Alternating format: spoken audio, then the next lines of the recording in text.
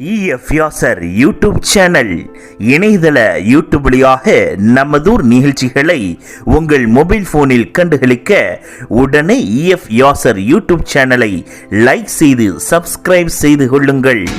நமதூர் நிகழ்ச்சிகளை உடனுக்குடன் கண்டு கழியுங்கள்.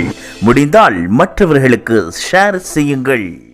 نحمده ونستعينه ونستغفره ونؤمن به ونتوكل عليه ونعوذ بالله من شرور أنفسنا ومن سيئات أعمالنا من يهدي الله فلا مضل له ومن يضلله فلا هادي له ونشهد أن لا إله إلا الله وحده لا شريك له ونشهد أن سيدنا ونبينا مولانا محمدا عبده ورسوله أما بعد فقد قال الله جل سبحانه وتعالى في القرآن الكريم إن الله وملائكته يصلون على النبي يا أيها الذين آمنوا صلوا عليه وسلموا تسليما اللهم صل على سيدنا محمد وعلى آل سيدنا محمد وبارك وسلم رب اشرح لي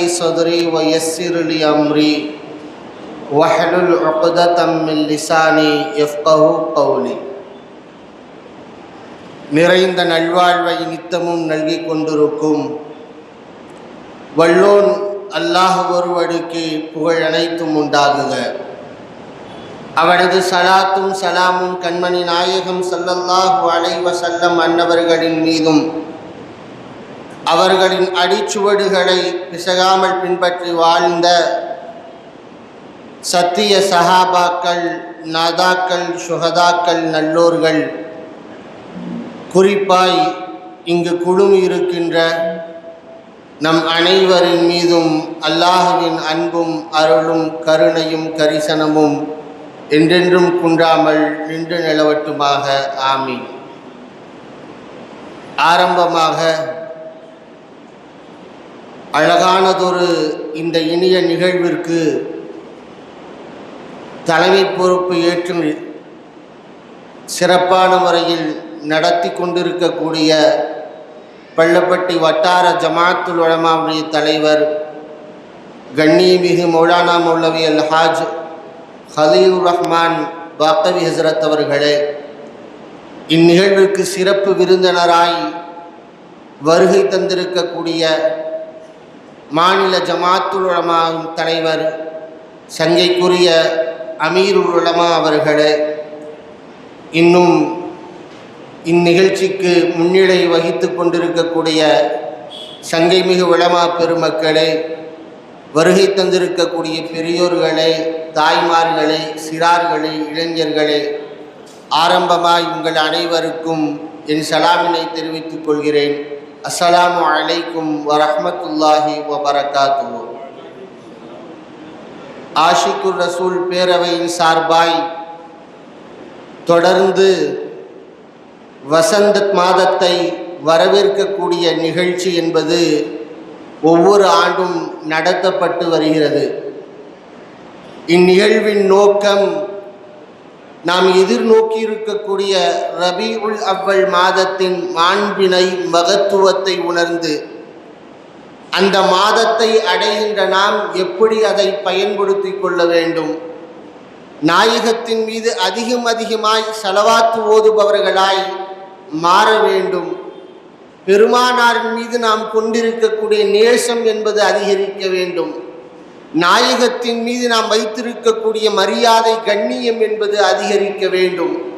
குறிப்பாய் ஒவ்வொரு வீடுகளிலும் பெருமானாரின் புகழ்பாக்கள் ஓதப்பட வேண்டும், மௌலிது மஜ்லிஸுகள் நடத்தப்பட வேண்டும் என்கிற ஒரு பரந்த சிந்தனையில்தான் இந்த விழா தொடர்ந்து நடத்தப்பட்டு வருகிறது.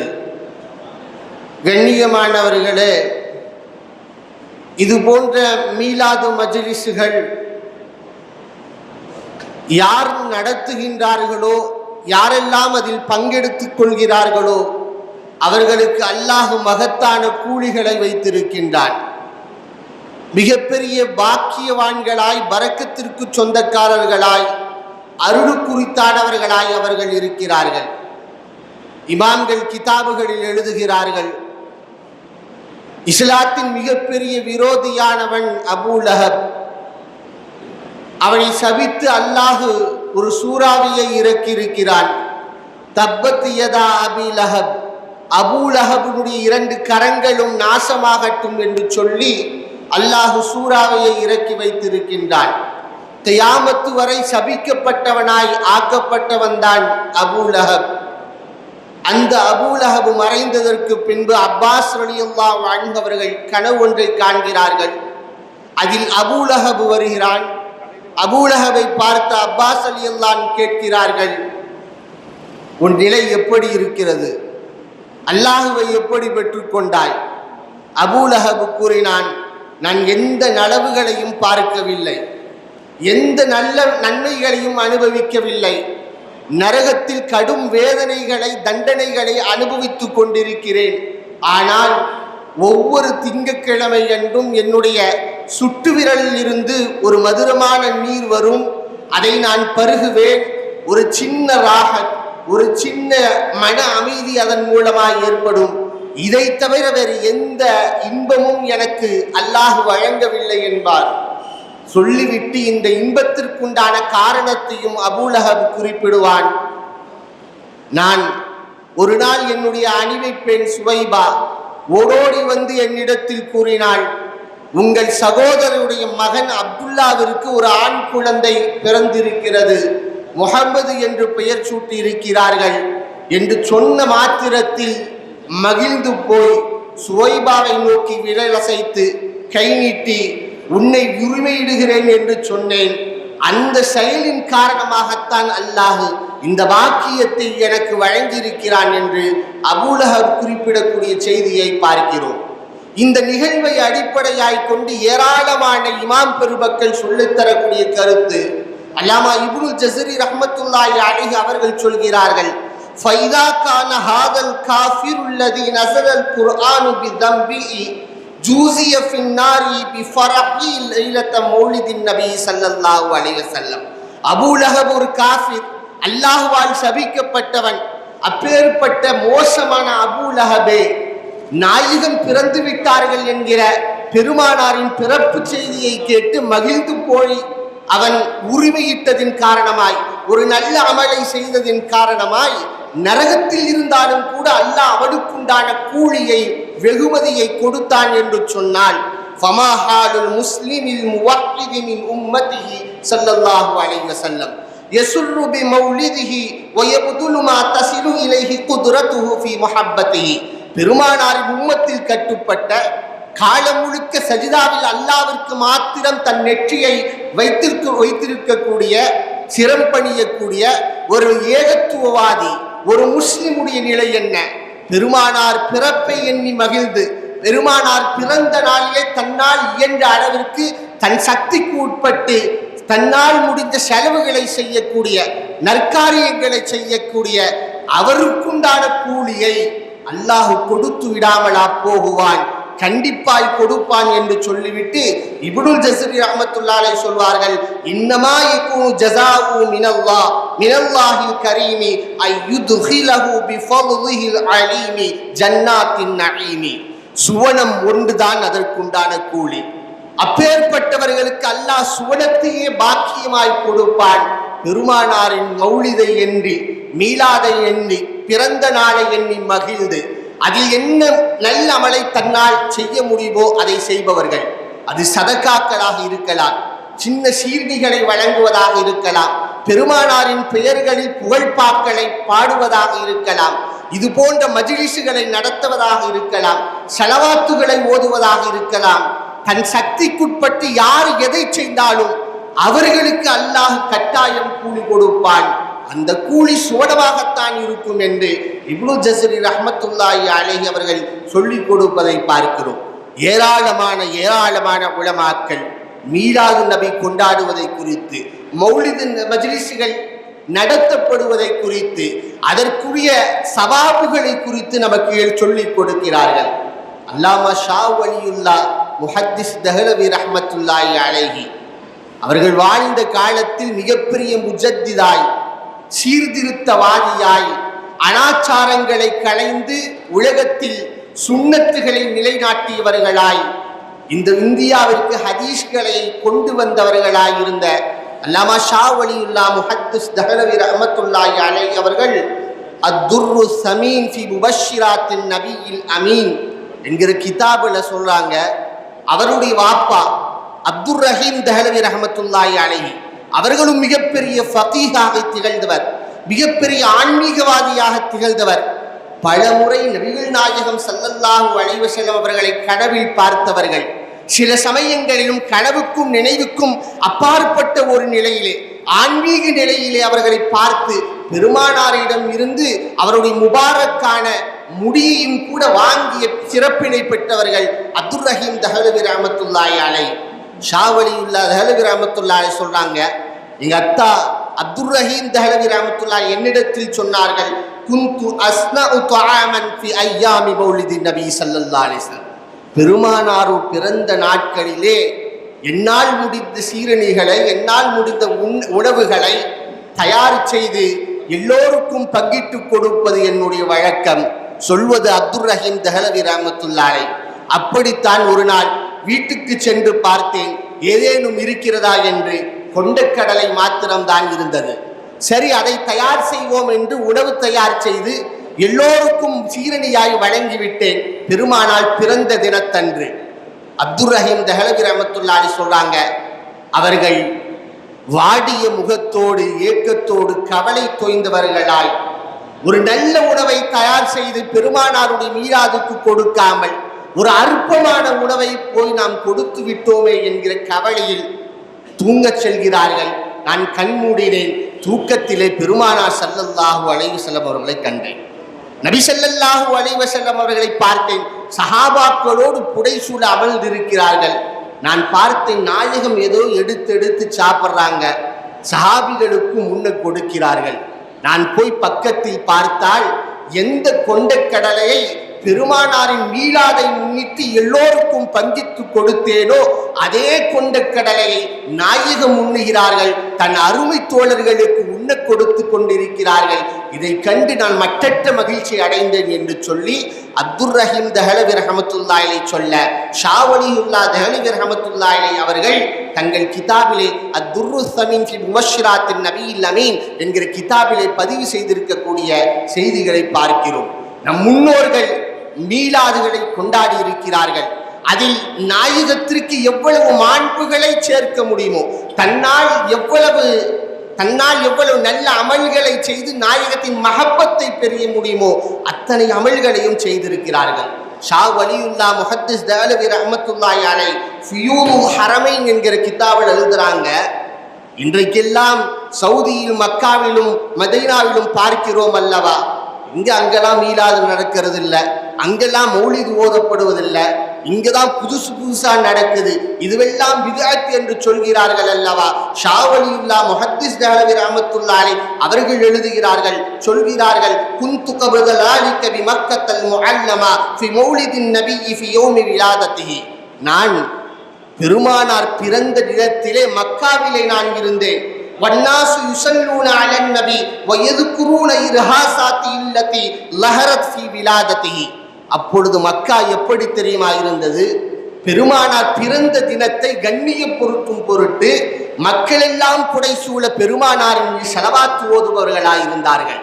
நாயகம் பிறந்த தினத்தன்று நடைபெற்ற அதிசயங்கள், பெருமானார் பிறப்பதற்கு முன்பு நடைபெற்ற அதிசயங்கள் எல்லாவற்றையும் மக்கள் எடுத்து சொல்லக்கூடியவர்களாய், நினைவு கூறக்கூடியவர்களாய், பயான் மஜ்லிஸ்கள் நடத்தக்கூடியவர்களாய் இருந்தார்கள். இந்த நிலை நடந்து கொண்டிருந்த போது திடீரென்று வானத்தில் இருந்து ஒரு ஒளிப்பிழம்பு சற்றென்று கீழே வந்தது. அதை பார்த்தேன் நான். அதை பார்த்து பின்னாடி என்ன நான் சிந்திச்சேன், எனக்கு தோன்றியது, அல்லாஹ் இது போன்ற சபைகளில் மலக்குமார்களை கலந்து கொள்ள செய்ய வேண்டும் என்பதற்காக அல்லாஹ்வால் அனுப்பி வைக்கப்பட்ட மலக்குமார்களின் ஒளிதான் அம்மலக்குமார்கள் அருட்கொடைகளை சுமந்தவர்களாய் அந்த மஜ்லிஸுகளுக்கு வருகை தருகிறார்கள் என்று அல்லாமா ஷா வலியுல்லா முஹத்திஸ் தஹ்லவி ரஹ்மத்துல்லாஹி அலைஹி ஃபியூதுல் ஹரமைன் என்கிற கிதாபிலே எழுதியிருக்கக்கூடிய செய்திகளை பார்க்கிறோம். கண்ணியத்திற்குரிய அல்லாஹ்வின் நல்லடியார்களே, மௌலிது மஜ்லிஸுகள், மீலாது மஜ்லிஸுகள் நடத்தப்படக்கூடிய நடைபெறக்கூடிய சபைகள் என்பது சாதாரணமானதல்ல. அல்லாஹ்வின் அருட்கொடைகளை தாங்கி நிற்கக்கூடிய சபைகள் அவைகள். ஏன் சில நேரங்களில் அருள்நாதரே அந்த இடத்தில் வரக்கூடிய சபைகள் தான் அந்த சபைகள் என்பதை நாம் புரிய வேண்டும்.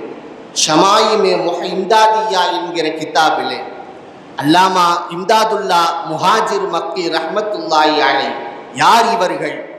தேவபந்தினுடைய அறிஞர்களுக்கெல்லாம் ஷேக் சார்ந்திருந்தவர்கள். எல்லாவற்றுக்கும் மேலாக தென்னகத்தின் தாய் கல்லூரியான பாக்கியாத்து சாலிஹாத்தினுடைய பாணி அண்ணல் ஆயிலா ஹதரத் வஹாபுல் உலூம் அப்துல் வஹாப் ரஹ்மத்துல்லாஹி அலைஹி அவர்களுடைய ஆன்மீக குருதான் இம்தாதுல்லா முஹாஜிர் மக்கி ரஹ்மத்துல்லாஹி அலைஹி. ஷமாயினை இம்தாதியால அவங்க எழுதுகிறார்கள், மௌலிது மஜ்லிஸ்கள் மீலாது மஜ்லிஸ்கள் நடத்தப்படுவதை குறித்து என்னிடத்தில் கேட்கிறார்கள். நான் சொல்கிறேன், மக்காவில் நடைபெறுகிறது, மதீனாவில் நடைபெறுகிறது, அங்கிருக்கக்கூடிய எல்லோரும் இதை நடத்துகிறார்கள். இது ஒன்றும் போதாதா உங்களுக்கு? பெருமானாரின் புகழை எடுத்துரைப்பதில் என்ன தவறு இருக்கிறது? என்ன தவறு இருக்கிறது? இது ஏன் கருத்து வேறுபாடு என்று அவர்கள் ஆட்சேபனை தெரிவிக்கிறார்கள். அடுத்தவர்கள் சொல்கிறார்கள், பெருமானாருடைய புகழ்பாக்கள் போதப்படக்கூடிய நேரத்தில் சில பேர் எழுந்து நிற்கிறார்களே, இது விஷயமா என்ன சொல்றீங்கன்னு கேட்கும் போது அவர்கள் சொல்லுவார்கள், இது விஷயமா நான் பேச விரும்பவில்லை, ஆனாலும் அப்படி நான் எழுந்து நின்றிருக்கிறேன். நிற்கிற போது ஒரு கைஃபியத், ஒரு ஆன்மீக உணர்வு என்னை மீறி ஏற்படுவதை நான் உணர்ந்திருக்கிறேன் என்று சொல்வார்கள். அதே கிதாபிலே பின்னால் அவர்கள் சொல்லுவார்கள், பெருமானார் ஸல்லல்லாஹு அலைஹி வஸல்லம் அவர்கள் அந்த நேரத்தில் தான் பிறந்தார்கள் என்கிற நம்பிக்கை இல்லாமல், நான் எழுந்து நிற்கக்கூடிய நேரத்தில் பெருமானார் பிறந்திருக்கிறார்கள் என்கிற நம்பிக்கை இல்லாமல் நாயகத்தின் வருகையை எதிர்பார்த்து ஒருவர் நிற்கிறார்கள் என்றால் அது சாத்தியம்தான் என்று சொல்லி ஷமாயிமே இம்தாதியாவிலே முஹாஜிர் இம்தாதுல்லா மக்கி ரஹ்மத்துல்லாஹி அலைஹி சொல்வார்கள். அதே போல் அவர்கள் இன்னொரு கிதாபை எழுதியிருக்கிறாங்க, ஃபைசலே ஹஃப்த் மஸ்அலா என்று ஒரு 7 முக்கியமான கொள்கைகளுக்கெல்லாம் விளக்கம் தீர்வை தரக்கூடிய ஒரு கிதாபை எழுதியிருக்கிறாங்க. அந்த கிதாபில் இது சம்பந்தமாக பேசுகிற போது சொல்வார்கள், மௌலிது சபைகளை குறித்து என்னிடத்தில் கேட்கிறாங்க. மீலாது சபைகளை நான் பங்கெடுத்துக் கொள்கிறேன், அதனுடைய பரக்கத்துகளை அனுபவிக்க வேண்டும் என்பதற்காக ஒவ்வொரு ஆண்டும் நானே மீலாது மஜ்லிஸ்களை நடத்துகிறேன். அதே போல் நாயகத்தின் புகழ்பாக்கள் பாடுகிற போது எழுந்து நிற்பது சம்பந்தமாய் கேட்கிறார்கள். நான் எழுந்து நிற்கிறேன், இன்பத்தையும் ஒரு சுவையையும் நான் உணர்ந்து கொள்கிறேன், என்னால் பெற்றுக்கொள்ள முடிகிறது. இது அறிவுபூர்வமாகவும் மார்க்கப்பூர்வமாகவும் மார்க்கத்தின் அடிப்படையில் சாத்தியமான ஒன்றுதான் என்று சொல்லி அவர்கள் தங்களுடைய கிதாபிலே பதிவு செய்திருக்கக்கூடிய செய்திகளை பார்க்கிறோம். நபி ஸல்லல்லாஹு அலைஹி வஸல்லம் அவருடைய வருகை சாத்தியமானதா என்கிற கேள்விக்கு அவர்கள் தரக்கூடிய பதில் 1918 டு 1919 அந்த காலம் இந்தியா முழுக்க கொள்ளை நோய் பரவி இருந்த காலம். எவ்வளவு மோசமான நோய் கொள்ளை நோய்! அந்த நோய்க்கு பெயரை கொள்ளை. காரணம், யாருக்கு அந்த நோய் வந்து விட்டதோ அவருடைய உயிரை கொன்று விட்டு போகுமா, அவ்வளவு மோசமான நோய். 2020 நாம் கொரோனாவை பார்த்து பயந்தோம் அல்லவா? அதுபோல் 1919-18 அந்த கொள்ளை நோயை பார்த்து பயந்தார்கள். ஒரு தெருவுக்கு வந்து விட்டால் அந்த தெருவை காலி செய்து விடுவார்கள், ஒரு ஊருக்கு வந்து விட்டால் அந்த ஊரை காலி செய்து விட்டு போய்விடுவார்கள். ஏன்? மனிதாபிமானத்தோடு செய்யப்படக்கூடிய அடக்கத்தை கூட செய்ய மாட்டார்கள். எங்கே அந்த நோய் எனக்கும் தொற்றிக் கொள்ளுவோமோ என்கிற அச்சத்தில் அவ்வளவு மோசமான நோயை பார்க்கப்பட்டது. செய்தி என்னவென்றால், அந்த கொள்ளை நோய் ஜாமியா பாக்கியாத்து சாலிஹாத்திலே மிகப்பெரிய பேராசிரியராக திகழ்ந்த, முஹத்திஸாக திகழ்ந்த அப்துர் ரஹீம் ஹசரத் அவர்களுக்கு ஏற்பட்டது. இவர்கள் யார்? பாக்கியாத்தினுடைய நிறுவனரான அண்ணல் ஆயிலா ஹசரத் ரஹ்மத்துல்லாஹி அலைஹி அவருடைய பேத்தியை திருமணம் செய்தவர்கள். வாலிபராக இருந்தவர்கள் தான் அப்துல் ரஹீம் ஹஸ்ரத். ஆனால் வாலிப வயதிலேயே கொள்ளை நோய் தாக்கப்பட்டு கவலைக்கிடமாய் திகழ்ந்தார்கள். பேச்சு மூச்சு இல்லை, நினைவாற்றல் இல்லை, இறந்து விடுவார்களோ என்கிற அச்சப்படக்கூடிய சூழ்நிலையில் படுக்கையா இருக்கிறாங்க.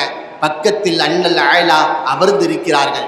மாணவர்கள் அப்பொழுது ஓதிக்கொண்டிருந்த மாணவர்கள் வராங்க. ஆலா ஹஸ்ரத்துடைய கவலை தொய்ந்த முகத்தை பார்த்துவிட்டு மாணவர்கள் சொன்னாங்க, நாங்கள் வேண்டுமானால் நாயகத்தின் புகழ்பாவான புருதாவை ஓதட்டுமா ஹஸ்ரத் அவங்க கேட்டாங்க. அண்ணல் ஆயலா அதற்குண்டான ஒழுங்குமுறைகளை சொல்லி கொடுத்து ஓதச் சொன்னார்கள். போய் ஒழு செய்துவிட்டு வாருங்கள், கிபிலாவை முன்னோக்கி அமருங்கள், தலையை திறந்தவர்களாக அமர்ந்து கொண்டு ஓதுங்கள். சில விஷயங்கள் ஆன்மீக ரகசியங்களாக இருக்கும், நமக்கு புரியாது. ஏன் தொப்பிதான போடணும், இதற்கு தலையை திறக்க சொல்கிறார்கள்? நம் அறிவு கேள்வியை எழுப்பலாம், ஆன்மீகவாதிகளுக்குத்தான் அந்த ரகசியம் புரியும். அண்ணல் ஆயலா சொன்னார்கள், தலையை திறந்தவாறு ஓதுகள். எப்படி தெரியுமா ஓதணும்? எந்த இடத்திலெல்லாம் 2 மீன்கள் கொண்டு முடிகின்றனோ, உமமி அமமி என்று 2 மீன்கள் கொண்டு முடிக்கூடிய அடிகளை 3 முறை அதை ஓதுங்கள் என்று சொல்லிக் கொடுத்தார்கள். மாணவர்கள் ஓதினார்கள். அண்ணல் ஆயலாவும் கூட சேர்ந்து ஓதினார்கள். முதல் முறை ஓதி முடித்தார்கள், 2வது முறை ஓதி முடித்தார்கள், 3வது முறை புருதாவை ஓத துவங்கினார்கள். மௌலாய சல்லி வசல்லிம் தாயிமன் அபதா அலா ஹபீபிக கைரில் ஹல்கி குல்லிஹிமி என்கிற வார்த்தையை சொன்ன மாத்திரத்தில் அண்ணல் ஆயலா சொன்னார்கள், நாயகம் வந்து விட்டார்கள், நாயகம் வந்து விட்டார்கள், ஜன்னி நீங்கி விட்டது, பிடித்த முசீபத் போய்விட்டது, நோய் முறித்து விட்டது என்று சொல்லி பெருமானாருக்கு கண்ணியம் கொடுக்கும் பொருட்டு அந்த இடத்தில் எழுந்து நின்றார்கள். மாணவர்கள்லாம் திகைப்போடு பார்த்து கொண்டிருக்கிறார்கள். ஆச்சரியம். அதே சமயத்தில் உள்ளே படுக்கையாக இருந்த, பேச்சு மூச்சு இல்லாமல் இருந்த அப்துல் ரஹீம் ஹஸ்ரத் அவர்கள் சத்தம் போடுறாங்க. என்ன சத்தம்? ஒரே காது அடைக்குது, கொஞ்சம் மௌனமாக இருக்க மாட்டீர்களா என்று சொல்லி அவர்கள் அமர்ந்து விட்டார்கள், எழுந்து அமர்ந்து விட்டார்கள் என்கிற செய்திகளை நம்மால் பார்க்க முடியுது. இது கதையல்ல நண்பர்களே, அன்பிற்குரியவர்களே, பாக்கியாத்தினுடைய 100ஆண்டு மலரில் பதிவு செய்யப்பட்ட வரலாற்று பூர்வமான வாழ்க்கையில் நடந்த உண்மையான நிகழ்வு. அப்ப பெருமானாருடைய புகழ் பாக்கள் ஓதப்படுகிற போது ஒரு பக்கம் பெருமானார் வருகை தருவதற்கு சாத்தியம் இருக்கிறது என்பதென்றாலும் இன்னொரு பக்கம் தீராத நோய்களுக்கும் கூட அது மருந்தாக இருக்கும். மருத்துவர்களால் கைவிடப்பட்ட, குணப்படுத்த முடியாது என்று சொல்லப்பட்ட, காலம் காலமாய் பிடித்திருக்கக்கூடிய அந்த நோய்களை கூட நீக்கக்கூடிய ஆற்றலும் சக்தியும் பெருமானாரின் புகழ் பாக்களுக்கு அல்லாஹ் வழங்கி இருக்கிறார் என்றால், கண்ணியத்திற்குள்ளே நம் வீடுகளில் மௌலிதுகள் ஓதப்பட வேண்டும். ஒவ்வொரு வீடுகளிலும், ஒவ்வொரு தெருக்களிலும், ஒவ்வொரு மஹல்லாக்களிலும் ஓதப்பட வேண்டும். அதன் மீது அளப்பரிய காதலும் பிரியமும் நமக்கு வந்தாக வேண்டும். எல்லாம் அல்ல அல்லாஹு ஜல்ல சுப்ஹானஹு வ தஆலா அத்தகைய ஆஷிக்கு ரசூல்களாய் நம்மை ஆக்கியருள் புரிவானாக. வ ஆகிரு தஅவானா அல்ஹம்துலில்லாஹி ரப்பில் ஆலமீன்.